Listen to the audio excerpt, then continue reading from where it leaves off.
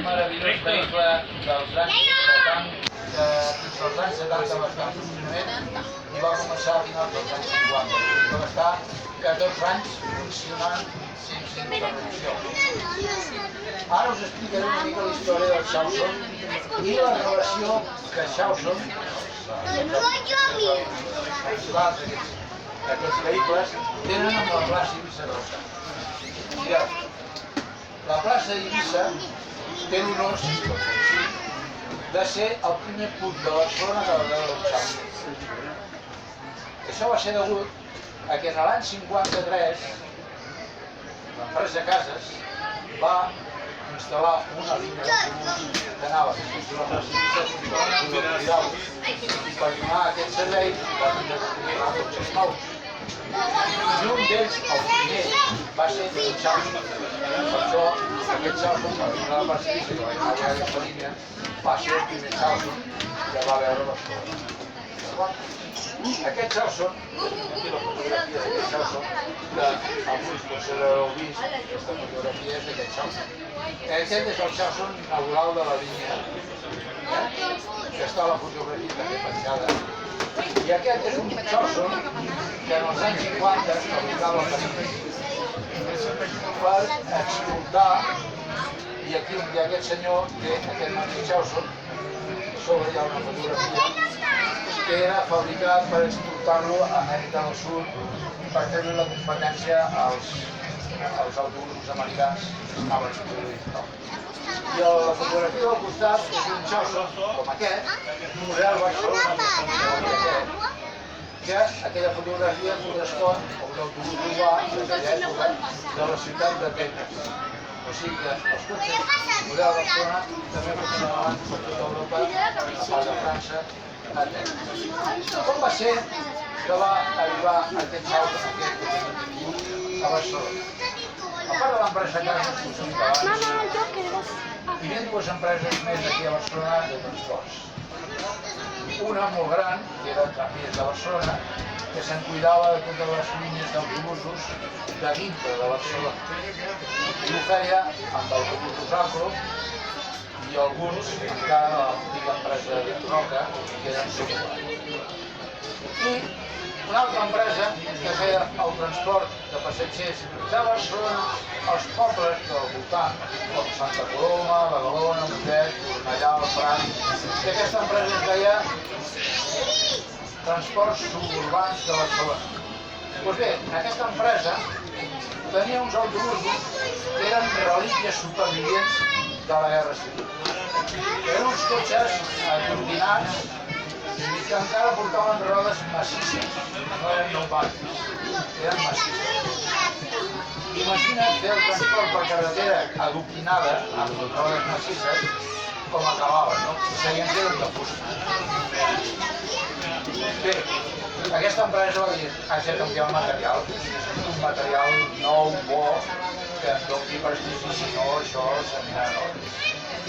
I sabem que a França, l'empresa Chausson, estava fabricant les carrosseries d'aquests cotxes que muntaven el motor a petició del que comprava. Si tu volies que muntessin un motor de la Renault, et posaven un motor Renault. Si volies un Peugeot, posaven un Peugeot. Doncs aquests cotxes van demanar que els motors que muntessin fossin hispano-suïssos. I els primers cotxes Chausson eren Chausson hispano-suïssa. Un motor de 35 cavalls de gasoil, que van ser els primers motors de gasoil que van vindre, els primers, els Acro ja eren de gasoil, però aquests ja eren més moderns, i que tenien el canvi de marxa semiautomàtic, que era per selecció, que portaven embragues manual i només seleccionava la marxa, i amb un motor, clicava el botó i el parell de comprimit entrava a la marxa, era el semiautomàtic. Bé, aquests cotxes van començar a circular per les línies aquestes d'Extraràdio, pintats amb aquests colors originals que està en aquest cotxe reconstruït, van donar un resultat excel·lent.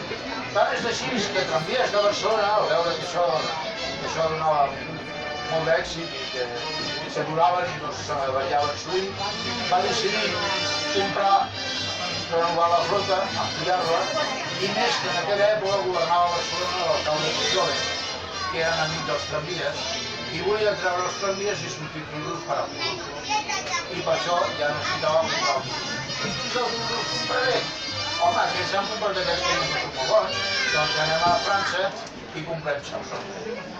I d'aquí ve ser que va fer la comanda a la Chausson de motors, que els primers encara van vindre també motors hispano-suïssa, però els altres van vindre sense motor i aquí se'ls va posar el Pegaso. Què va passar a muntar en aquests cotxes el motor Pegaso?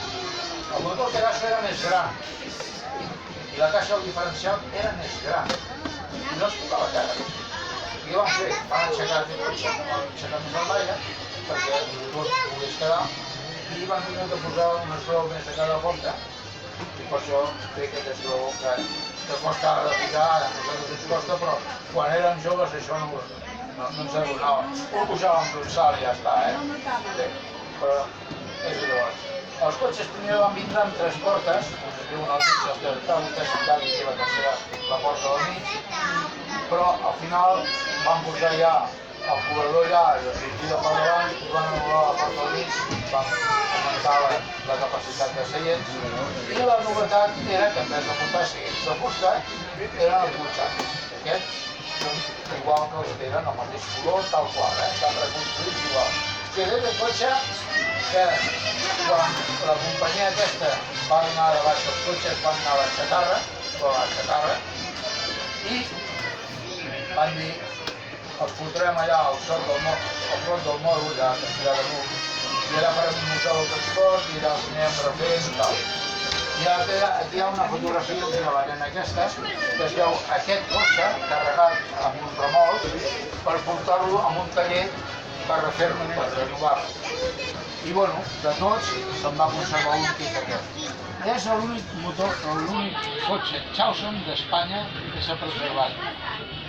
Quan altres companyies que han vingut Chausson volen fer una exhibició, tenen un camí. Per tant, és l'únic Chausson preservat, tal qual era Monera Nou, que tenim a Espanya. Per tant, és una relíquia. Aquests cotxes, quan van vindre a França, van vindre de color aquests, de la companyia Sulbach, ja amb el color aquest, van morir amb aquest color, i els de la companyia de tramvies van vindre de color poma, verd poma, i a Porcel·les va dir que no li agradava el color, que volia el color blau, i mentre que a Porcel·les, la central de Barcelona, la via i els busos eren de color. Si us recordeu, vostès algun de l'últim tramvia que va passar per aquí, era de color blau. Que sí? No, aquí no n'hi havia de trolebusos. A Horta no, el que s'hi acostava més era la plaça Catalana. Els trolebusos, parlem? No. Vale, continuo. Vale. Bueno, amb això us dic que l'associació de veïns, la Vocalía de Patrimoni i Cultura, gràcies a la col·laboració que té amb la Fundació TMB, ha aconseguit l'any passat i aquest portar un autobús preservat perquè tots vostès el puguin veure. Si hi ha alguna pregunta, ara és el moment, i si no, tindran que baixar.